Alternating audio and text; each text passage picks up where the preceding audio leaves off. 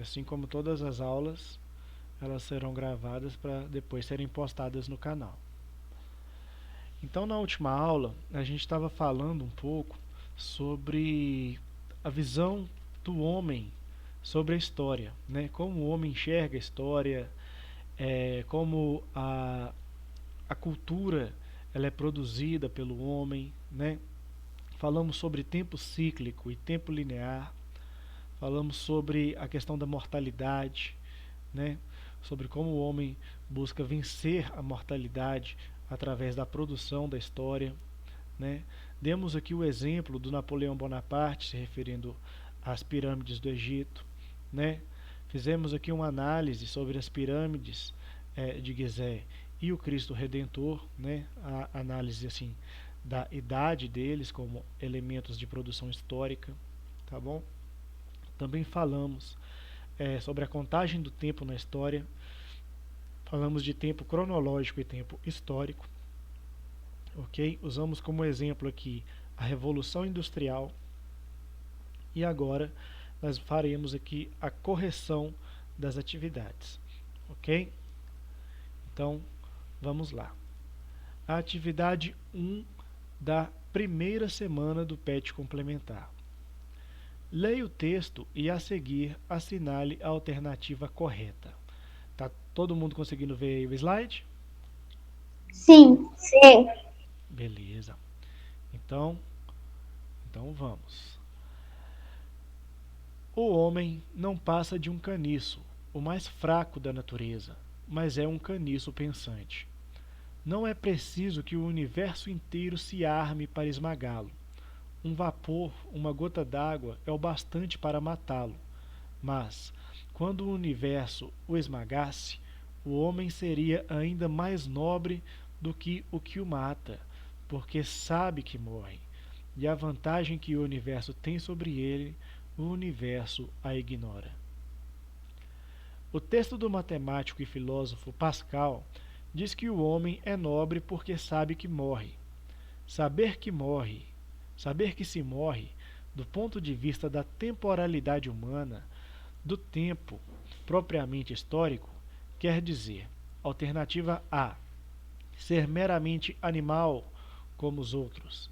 Alternativa B, não ser consciente da morte, como é o universo. Alternativa C, ser inteligente é ser imortal. Alternativa D, ter consciência da própria finitude. E alternativa E, não conseguir dominar o universo.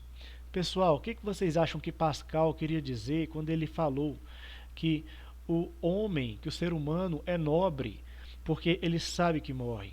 Qual dessas alternativas vocês acham que é a correta dentro desse contexto? D.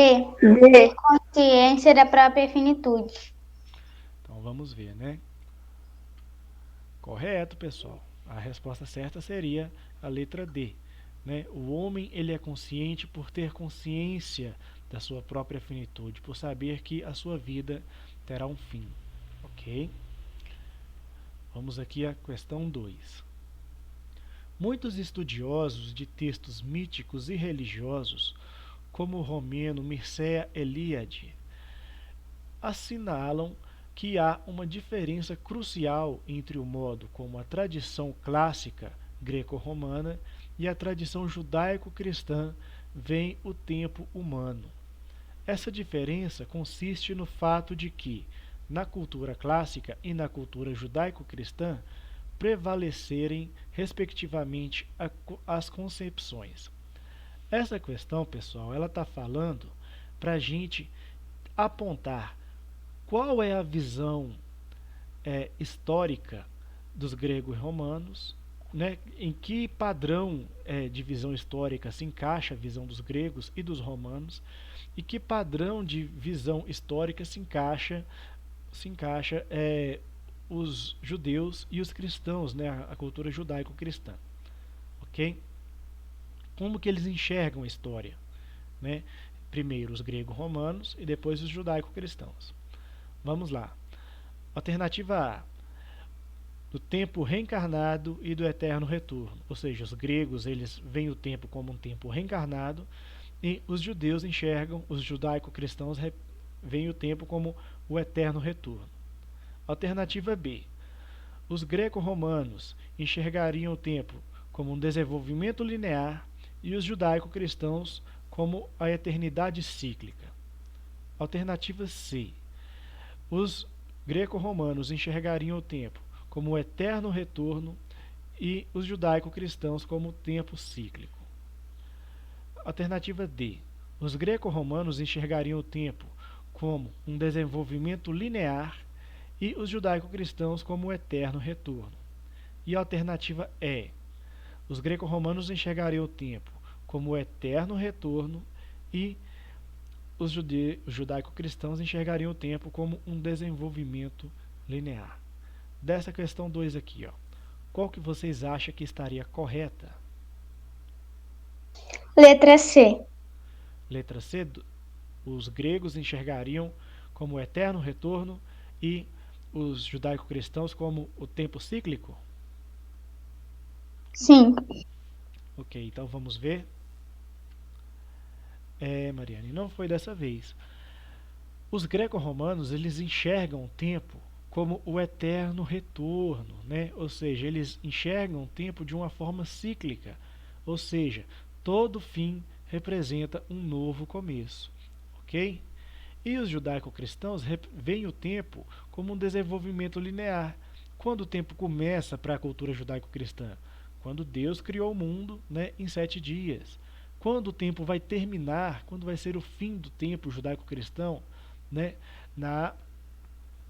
quando ocorrerem, né, os acontecimentos que estão relatados no livro do Apocalipse. Não é à toa que a Bíblia começa com o Gênesis, né, que é a origem do mundo, a criação do mundo, e termina com o Apocalipse, que seria, né, o fim do mundo. Ok? Então a alternativa certa na 2 seria a letra E. A questão 3. Quando Napoleão Bonaparte estava no Egito, no fim da década de 1790, durante as guerras revolucionárias, ele disse aos seus soldados, apontando com o braço para as pirâmides do Vale do Gizé: Vejam, homens, 40 séculos vos observam. Considerando que há um antigo provérbio egípcio que diz: os homens temem o tempo, mas o tempo teme as pirâmides, é correto dizer que, letra A frase de Napoleão faz referência à engenhosidade dos engenheiros egípcios, né, de conseguirem construir essas pirâmides. Fala dos engenheiros, quanto eles eram inteligentes. Letra B. A frase de Napoleão faz referência não à resistência da materialidade física das pirâmides, mas às várias gerações humanas que elas representam, né? Não fala das pirâmides por estarem resistido há tanto tempo, mas de quantas pessoas, né, conseguiram ver, conseguiram presenciar a grandiosidade, né, desses monumentos que são as pirâmides. A letra C. A frase de Napoleão ressalta o medo que os franceses tinham do Vale do Gizé. Ou seja, Napoleão está falando aqui, né, do Vale do Gizé ser um lugar misterioso, né, que os franceses tinham medo. Letra D.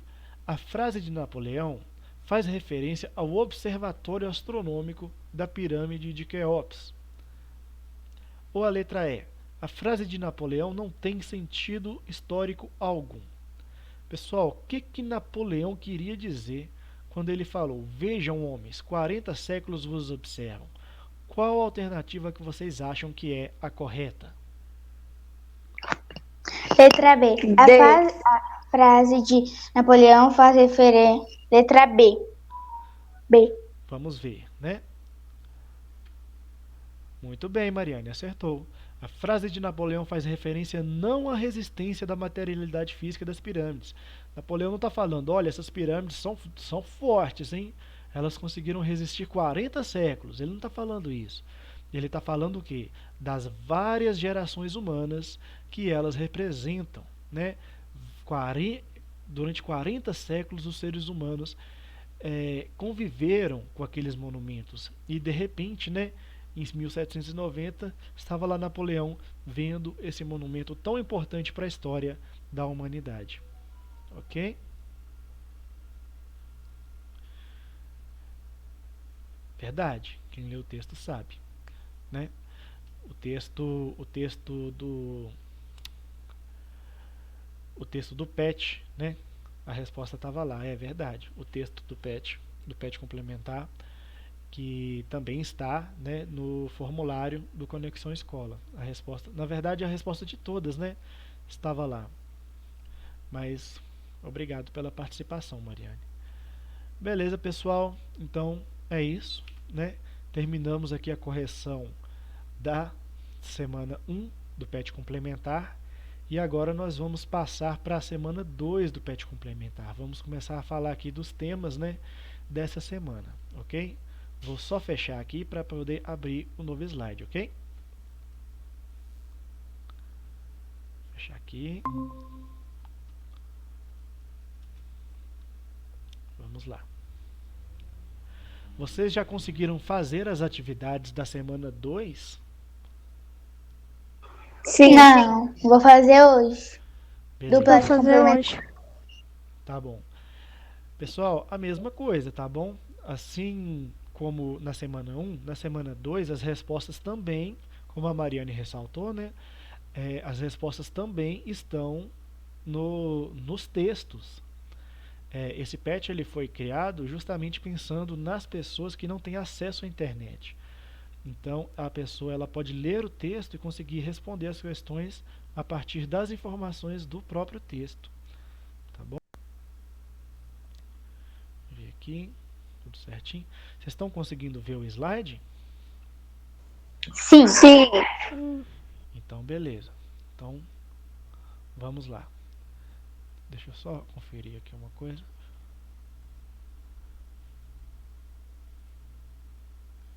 Até agora é só a Evelyn, Isabela e Mariane, né? Tudo bem, sem problemas.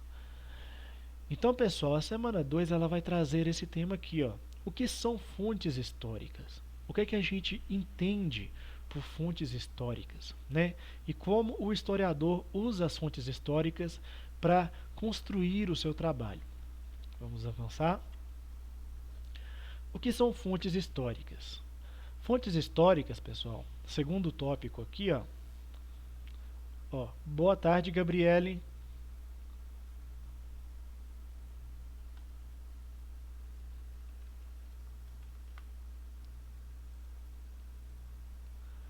Gabriele, boa tarde.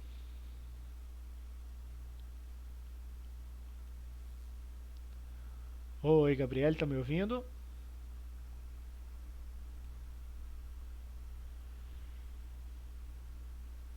Ah, beleza, tudo bom.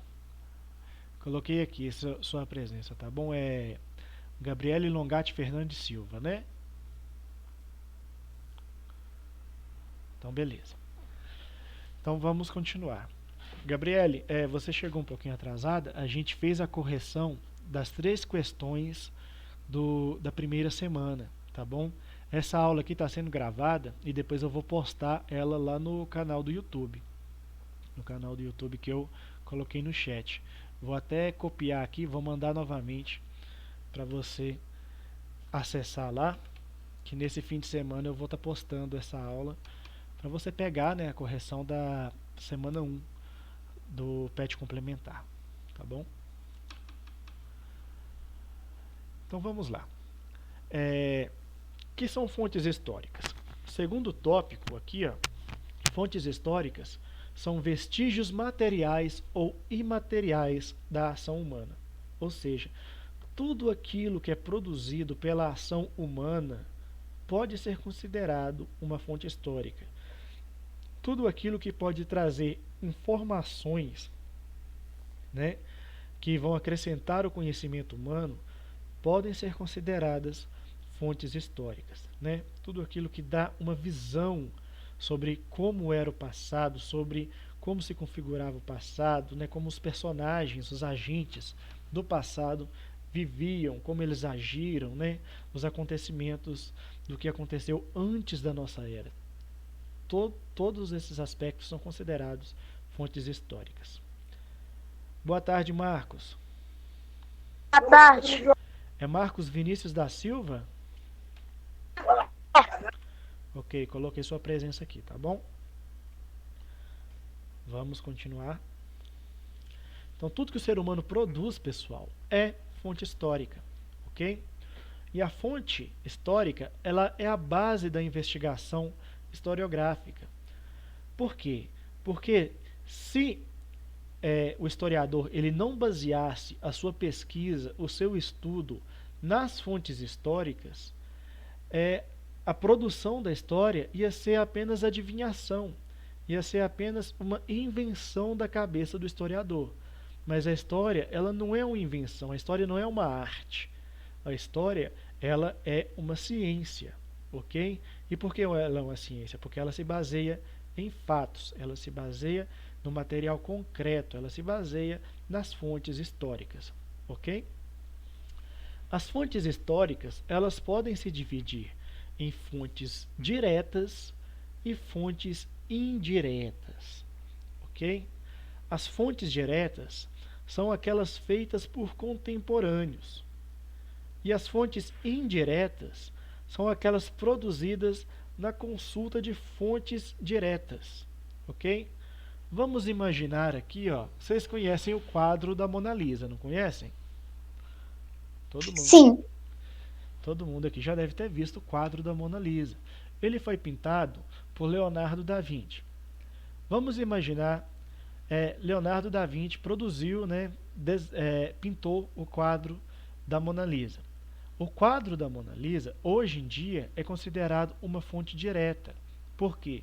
Porque ele foi produzido por uma pessoa que viveu naquela época, né? Ele representa a figura de uma mulher, né?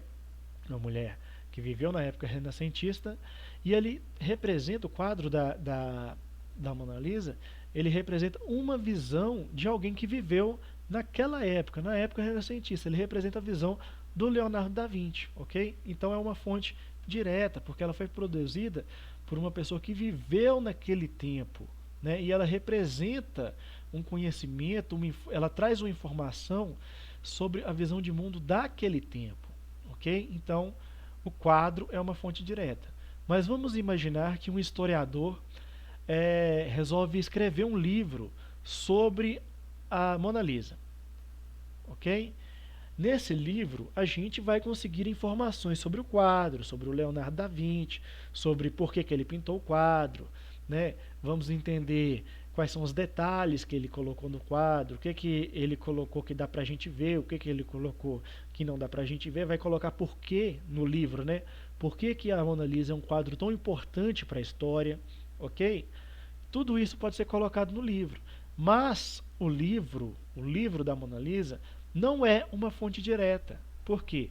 Porque ele não foi feito por alguém que viveu na época. Ele foi feito por alguém que viu a fonte histórica, né? Então, no caso, o livro seria uma fonte indireta. Ou seja, ele foi produzido na consulta da fonte direta. Ele consultou o quadro e, a partir do quadro, que era a fonte direta, ele produziu o livro, que é uma fonte indireta. Deu para entender mais ou menos? Sim. Sim. Beleza. Pode falar, Evelyn. Livros que dizem sobre fontes históricas são fontes indiretas? Sim, os livros, por exemplo, o livro didático, né, que vocês usam na escola, eles são fontes indiretas, ok? Eles são fontes indiretas. Por quê? Porque eles vão estar falando de tempos, de períodos, de personagens de outros tempos, né? De tempos passados. Ou seja, vamos imaginar, um livro foi lançado agora em 2021, um livro de história, mas ele só fala sobre personagens da antiguidade. Então, ele é uma fonte indireta, ok? Agora vamos imaginar que eu escrevi um livro hoje, e sobre esse livro eu falo da minha própria vida, né? Ou então eu falo da vida de alguém que está vivendo no meu tempo, né?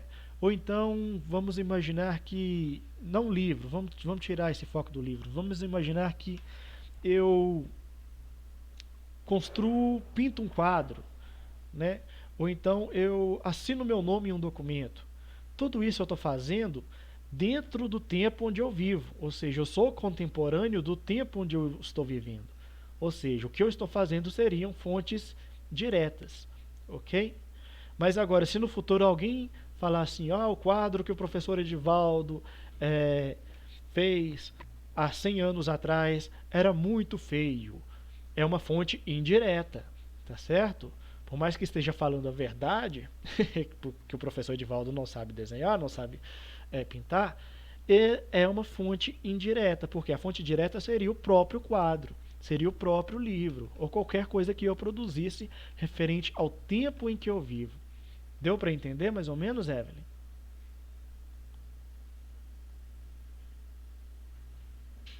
Beleza. Eu trouxe aqui um outro.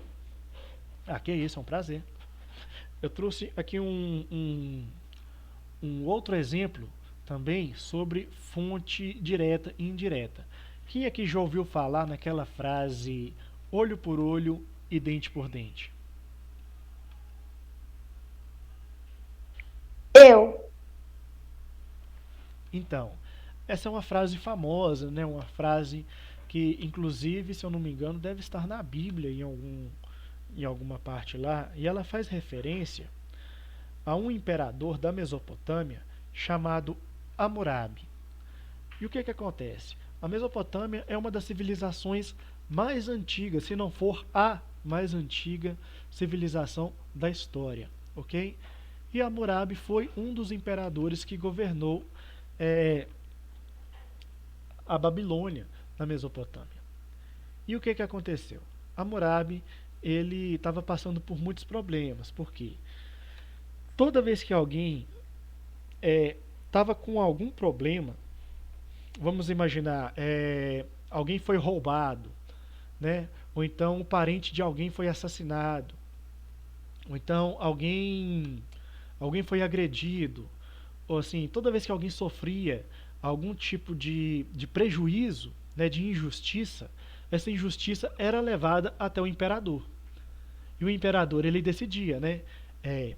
Ele era o juiz da situação. Ele falava, olha, não, você realmente foi agredido, então a pessoa que te agrediu, ela vai sofrer isso, ela vai ter essa penalidade aqui. Mas o que aconteceu? A Babilônia cresceu muito, a Babilônia estava ficando muito grande. E o imperador não estava mais conseguindo atender todo mundo que sofria uma injustiça. Era muita injustiça, era muito crime, era muita coisa errada que estava acontecendo. E o imperador não estava dando conta de atender todo mundo. E outra pessoa não poderia fazer esse julgamento porque poderia fazer um julgamento injusto, né? Esse julgamento era uma obrigação do imperador. Então o imperador teve uma ideia.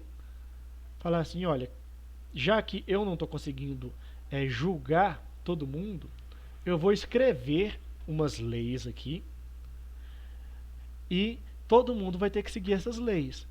E quem quebrar as leis, eu vou escrever aqui, as penalidades. E aí surgiu o chamado Código de Hammurabi, que é o primeiro código de leis da história, pessoal. E esse Código de Hammurabi ele foi escrito nessa rocha que está representada aqui na primeira imagem. Vocês estão conseguindo ver aí? Que é uma rocha esculpida.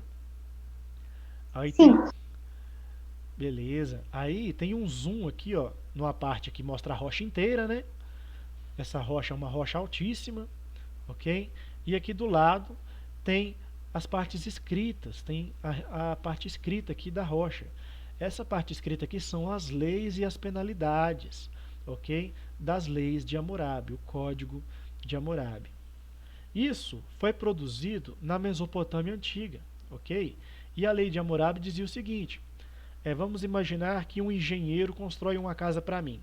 Só que aí o teto dessa casa desaba e quebra minha perna. Segundo a lei de Hammurabi, esse engenheiro vai ter que ter a perna quebrada também. Por quê? Porque a ação dele levou-me a ter uma perna quebrada. Certo? E a mesma coisa, por que chama olho por olho, dente por dente? Vamos imaginar que eu, por maldade, agrido a alguém e arranco-lhe um dente. A lei me obriga, né, a lei obriga a mim, que fiz a agressão, também perder um dente. Ok? Ou quantos dentes eu tiver arrancado da pessoa vão ser arrancados de mim também. Eu arranco o olho da pessoa, arranca-me o olho também. olho por olho, dente por dente, ok? Essa é a lei de Hammurabi. E essa só um minutinho, pessoal. Essa rocha, né, essa pedra aqui que está representada, onde foram escritas as leis, é uma fonte direta. Por quê? Porque ela é do tempo onde essas leis vigoravam. Ela foi feita, essa rocha, ela foi esculpida, ela foi escrita, né, as leis sobre ela, no tempo de Hammurabi. Então é uma fonte direta. Mas aqui embaixo a gente tem um livro do Carlos Alberto Marchal de Queiroz. O livro se chama Comentários ao Código de Hammurabi, o Rei do Direito e da Justiça. Esse livro, ele fala do Código de Hammurabi. Tudo que eu preciso saber sobre o Código de Hammurabi, eu consigo achar aqui nesse livro. Tudo, tudo, tudo, tudo. Só que esse livro, ele foi baseado na fonte direta, no próprio Código de Hammurabi, na própria rocha onde foi esculpido o Código de Hammurabi. Então esse livro, ele não é do tempo do Hammurabi, ele é do nosso tempo, mas ele fala de um objeto, de uma fonte histórica, de outro tempo, do passado. Então seria uma fonte indireta, ok? Ela é produzida a partir da consulta de fontes diretas, ok? Ficou bem claro, né? Peraí que eu vou copiar o que é fonte direta e fonte indireta na hora de fazer as atividades. Ok. Mas sobre fonte direta e fonte indireta, vocês têm alguma pergunta? Vocês conseguiram entender legal aí? Sim. Beleza. Então tá bom. Mariane, você consegue ver essa aula depois também no YouTube, tá bom? Sim. Foi a Mariane que pediu, né, pra mim dar uma pausa aqui. Quando eu puder passar, você me avisa, tá? Posso passar? Você ainda está copiando?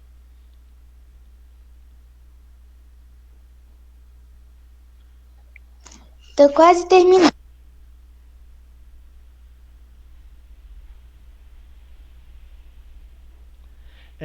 Também, Mariane, essas informações aqui, ó, que estão aqui, ó, nesse slide, todas elas também estão no PET impresso.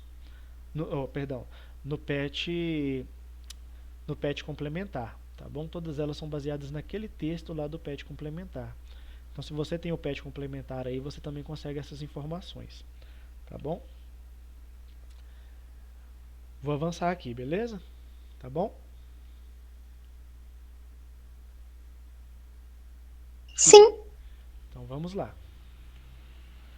Entendendo as fontes históricas. Vamos ler os tópicos, pessoal. O historiador produz conhecimentos com enfoque nos acontecimentos passados. Ou seja, pessoal, tudo que o historiador faz, né, ele faz buscando construir conhecimento, construir conteúdo que explique o que aconteceu no passado, como viviam as pessoas do passado, né? E como eu já falei para vocês, o que garante que o historiador não está contando uma mentira, ou então que ele não está inventando o que ele está falando, são as fontes históricas. A base do conhecimento historiográfico são as fontes históricas, ok? A principal ferramenta do historiador é o estudo e a análise das fontes históricas. E aqui, o estudo da história auxilia o entendimento da realidade humana. Muitas vezes, pessoal, quando a gente estuda a história, estuda o passado, a gente vê características no passado que ainda acontecem no presente, né? Certas coisas que aconteciam no passado, muitas vezes acontecem várias vezes, a história vai se repetindo, né? Muitas vezes, assim, não da mesma forma, mas assim, certos padrões vão se repetindo durante a história, ok? Tudo que é feito, construído, alterado e ou criado pelo homem se torna uma fonte histórica. Ou seja, fonte histórica é tudo aquilo que pode dar informações sobre o homem, ok? Existe uma frase, pessoal, que diz: a história é o estudo do homem no tempo. Ou seja, a fonte histórica, ela é esse vestígio, né? É essa pegada que o homem deixa durante o seu caminho na trajetória do tempo. Avançando aqui um pouco mais, a gente tem essa parte das fontes materiais e das fontes imateriais. As fontes podem se dividir também em fontes materiais e fontes imateriais. O que são as fontes materiais, pessoal? Fontes materiais, segundo aqui, ó, são vestígios concretos feitos por mãos humanas, ou seja, tudo aquilo que é físico, né? Tudo aquilo que o ser humano produz de físico, que pode ser tocado, que é feito por mãos humanas, é considerado fonte material, ok? Então, alguns exemplos aqui, ó, de fontes materiais: textos, pinturas, fotos, filmes, roupas, construções e etc. E fontes imateriais, o que seriam fontes imateriais, pessoal? Aqui o texto diz o seguinte: fontes imateriais seriam fontes orais, informações obtidas pela oralidade, ligadas à cultura e à tradição. Ou seja, todo aquele conhecimento que é passado de geração em geração, né? Seja uma lenda, seja uma história, seja uma piada, seja uma brincadeira que é ensinada, né? Seja uma receita, né? Uma gastronomia, alguma coisa assim, uma receita de alguma comida, né? Tudo isso pode ser considerado uma fonte imaterial, né? Todo conhecimento que é passado entre gerações, né, é considerado fonte imaterial. Alguns exemplos aqui, ó. Testemunhos obtidos de pessoas que viveram certo acontecimento histórico. Quem nunca ouviu uma história do avô, né, da avó, dos pais, de como era o tempo em que eles viviam, né, então como era o tempo que eles eram jovens. Lendas e histórias que são parte da cultura oral de um povo. Todo mundo aqui já deve ter ouvido falar da mula sem cabeça, do Saci Pererê, né? Do Curupira, desses personagens da Yara, né? A sereia Yara, esses personagens que são elementos do nosso folclore, né? São partes da nossa cultura. Também eles é, são classificados como fontes históricas imateriais. Também pode ser classificado como fonte imaterial conhecimentos importantes na composição cultural de um grupo. Por exemplo, o pão de queijo. Né? O pão de queijo pode ser considerado um, um legado cultural dos mineiros. Né? Então, esse conhecimento de como fazer o pão de queijo, a receita do pão de queijo, é um legado mineiro. Né? Então, também é uma fonte imaterial. Tá bom? Aqui temos alguns exemplos de fontes imateriais. Primeiro a gente tem a capoeira, né? Alguns exemplos, né? Existem vários outros manifestações de fontes imateriais. Esses aqui são só alguns para vocês terem uma noção. A capoeira, por exemplo, pessoal, ela tem toda uma história cheia de controvérsias. Tem gente que diz que a capoeira é uma arte marcial que surgiu no Brasil. Tem gente que diz que a capoeira é uma arte marcial que veio da África, que ela já existia na África e foi trazida pelos negros africanos, né? Enfim, não se sabe como que surgiu a capoeira. Se sabe o quê? Que ela era muito popular e que ela é um elemento fortíssimo da cultura dos negros brasileiros, né?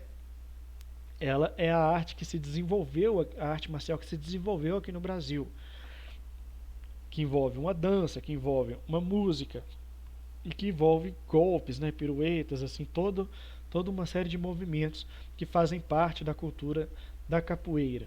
Ok? A capoeira, ela sobreviveu de geração em geração, então também é considerada uma fonte imaterial. Aqui a gente tem os personagens do folclore, né? O Saci Pererê, o Curupira, a Mula Sem Cabeça, o lobisomem, as lendas, né? Desses personagens também são fontes imateriais, não porque esses personagens existiram de verdade, mas porque as histórias, as lendas deles representam a visão das pessoas que viveram no passado, né? Os medos das pessoas que viveram no passado, ok?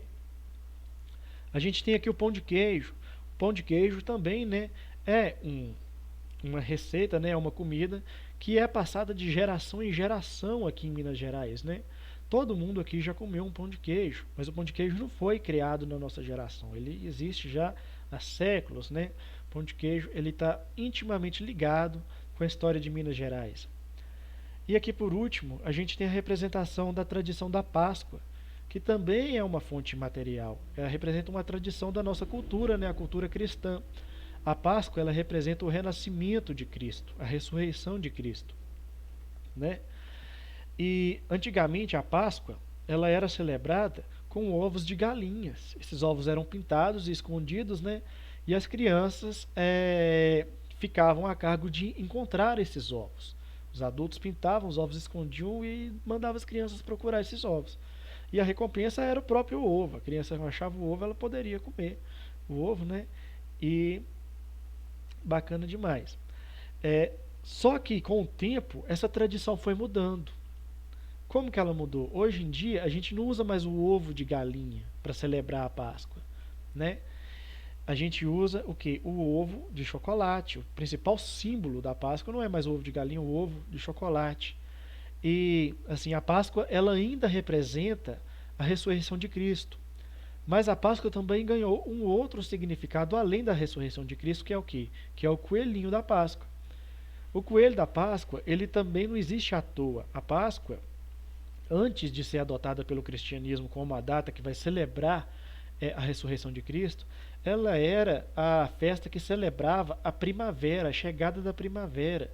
Ou seja, era uma festa que valorizava a fertilidade, né? A fertilidade dos frutos, das árvores, né? Enfim, fertilidade em geral. E justamente, né, o coelho é representado como o símbolo da Páscoa, porque o coelho é um dos animais mais férteis, né, dentro da classe dos mamíferos. Eles estão sempre se reproduzindo, o ciclo reprodutivo dos coelhos, ele é muito, como é que eu posso dizer, ele é muito amplo, ele é muito ativo, ok? Então todos esses exemplos aqui são fontes imateriais. Fontes materiais. Sim, tem a Páscoa antiga. Então, todas essas, como é que eu posso dizer? Essas transformações, né? Essas ressignificações que são dadas aos elementos da história, elas também se tornam fontes imateriais, né? Tanto que, como era antes, como passou, né? Como evoluiu esses elementos. Fontes materiais, pessoal. Como fontes materiais, a gente pode citar aqui alguns elementos, né? Um fóssil, né? Aqui a gente tem representado um fóssil de um tiranossauro. É uma fonte material. Por quê? Porque através desse fóssil a gente entende como que era esse animal que foi extinto, esse animal que viveu antes, né, do surgimento do homem. Mas vamos imaginar, né, que a gente não encontra o fóssil de um tiranossauro, a gente encontra um fóssil, um crânio de um homem das cavernas, né? Também é uma fonte material, né? Fontes fósseis são fontes materiais, fontes físicas, né? Através dos fósseis a gente consegue entender como eram os animais, esses seres, né, que viveram no passado, ok? Com o estilo de vida que eles tinham e tal. Aqui a gente tem uma segunda fonte material que a gente pode citar, que são os livros, né? Os livros também são representados como fontes materiais. E dentro dos livros aqui a gente também pode colocar o jornal, pode colocar um panfleto, né? Pode colocar um anúncio, uma reportagem, qualquer coisa assim a gente pode colocar como uma fonte material que foi produzida, né, por mãos humanas, ok? Aqui eu coloquei como exemplo um livro medieval. Na Idade Média, como não existia a imprensa, os livros eram todos escritos à mão, né? Principalmente pelo clero, pela Igreja Católica, ok? Outra fonte material que a gente pode citar aqui, ó, seriam as pinturas rupestres, né? As pinturas rupestres, pessoal, elas são pinturas que foram foram feitas, né, pelos homens da pré-história, né, antes da invenção da escrita. Então, elas são pinturas, elas são desenhos que são feitos nas paredes, né, e em outros locais, que representam a visão de mundo desses homens pré-históricos. Né? O que a gente vê aqui na pintura rupestre? A gente vê homens caçando, né, usando arco e flecha, a gente vê grandes animais, né? A gente vê a visão, o cotidiano do homem da pré-história a partir dessa fonte histórica, dessa fonte material, a pintura rupestre. Outras fontes históricas que a gente pode citar, por exemplo, esse navio aqui, ó, é um navio naufragado, um navio holandês naufragado, que ele encontraram ele, né, debaixo do mar, num mergulho, e descobriram que ele é um navio naufragado de 400 anos atrás. É um navio muito antigo, né? Então, assim, também é uma fonte histórica. Também pode ser considerado uma fonte histórica. Representa como, né, que os holandeses usavam, como que eram os navios, né, dos holandeses na época da expansão marítima. Aqui abaixo, a gente tem uma representação do Coliseu. O Coliseu, pessoal, esse monumento aqui, que é o Coliseu, que na verdade é um anfiteatro, né? Ele foi construído pelos romanos mais ou menos no ano 80 depois de Cristo. E o objetivo do Coliseu era trazer gladiadores para lutarem até a morte, né? Roma, ela era um império muito expansionista, era um império que dominava outros povos. E esses povos dominados, eles se tornavam prisioneiros de guerra e eram levados para Roma como escravos, ok? Os prisioneiros mais fortes eram levados ao Coliseu para lutarem como gladiadores. E o que acontecia? Aqui dentro do Coliseu lhes era dado uma espada, ou um porrete, ou alguma coisa, ou às vezes nem nada, né? Às vezes eles tinham que lutar com os próprios punhos. Uma pequena armadura que na verdade servia mais para decorar do que para proteger, e botava esses homens para lutarem entre si até a morte, ok? No Coliseu também aconteciam esses espetáculos, né? Espetáculos de sangue, pode-se dizer. Também acontecia também desses gladiadores enfrentarem animais selvagens, né? Existem relatos de gladiadores enfrentando leões, enfrentando elefantes, enfrentando rinocerontes, enfrentando touros, né? Tudo aqui no Coliseu. Outra coisa interessante também que acontecia no Coliseu, pessoal, é que os romanos, eles tinham a prática, os romanos eles tinham um sistema de canais que eles pegavam a água dos rios, né, e traziam até a cidade de Roma, que ficava a muitos quilômetros de distância. E essa água, eles enchiam o Coliseu de água, né, faziam literalmente uma piscinona gigante dentro do Coliseu e colocavam pequenos navios dentro do Coliseu e simulavam batalhas navais. Colocavam esses navios para guerrear um ao outro, atirando, né, com canhões e tal. E vamos imaginar que os romanos estão em guerra com os genoveses, né? Não, com os gauleses, perdão. Vamos imaginar aqui a guerra dos romanos e dos gauleses. Aí o que eles fazem? Eles colocam lá um navio, né? Coloca a bandeira de Roma em um navio e coloca o outro navio representando os gauleses, né? E aí colocam todo um pessoal característico, né? Eles usavam muitos anões nessas peças de teatro e tal, colocavam lá e faziam literalmente uma batalha naval dentro do Coliseu, certo? O navio que não afundasse, né, dentro do Coliseu era o vencedor. Aqui a gente tem uma outra fonte que a gente pode considerar material, né, que é uma fotografia. Toda fotografia ela vai trazer uma informação, né, ela vai trazer algum dado e pode ser considerada uma fonte material. Nessa fotografia aqui, ó, a gente tem a representação de um soldado na Primeira Guerra Mundial, sofrendo de neurose. Na Primeira Guerra Mundial, pessoal, esses soldados eles ficavam dentro de buracos na terra, literalmente, né, nas trincheiras, que tinha rato. Se eles precisassem fazer cocô, xixi, eles tinham que fazer nesse próprio buraco onde eles ficavam, né? Eles viviam, eles moravam nesse buraco. Os seus colegas, né? Os seus parceiros aí do exército morriam e não eram enterrados. Os cadáveres eles ficavam lá, né, do lado deles, enquanto eles lutavam lá atirando. Eu só tinha lá cadáveres apodrecendo do lado deles. E assim, não tinha para onde fugir, tinha que enfrentar. Eles foram para a guerra, eles tinham que aguentar a guerra. E aqui nessa imagem a gente vê a neurose do soldado, né? A gente vê a expressão no rosto dele de loucura, como se ele estivesse fazendo uma força enorme para tentar dizer: não, eu tô bem, tá tudo bem, né? Enquanto ele vê que tá tudo muito mal ao redor dele, né? Essa foto ela traz muitas informações sobre a pressão psicológica que os soldados na Primeira Guerra enfrentavam, né? Primeira Guerra Mundial. Aqui a gente tem uma calça, e uma calça também é considerada uma fonte material, né? Uma roupa pode ser considerada uma fonte material. Por exemplo, essa calça aqui, ó, é uma calça de 3.300 anos, né? É a calça mais antiga encontrada até hoje, é a calça mais antiga da história, né?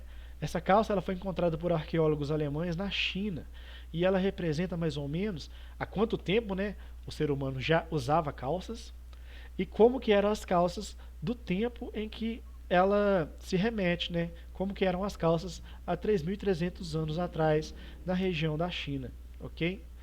E para finalizar, a gente traz aqui também o sarcófago, né, de Tutankhamon, que também representa uma fonte material, ok? Representa a riqueza, a austeridade do faraó egípcio, ok? Na próxima aula a gente vai falar um pouco sobre o vídeo mais antigo da história e é isso. Terminamos aqui. Vocês têm alguma dúvida? Deu para entender tudo que eu falei? Sim. Sim. Então, beleza, pessoal. Foi um prazer estar com vocês e até a próxima. Muito obrigado. Até. Tchau. Até. Tchau, tchau. Tchau. Tchau.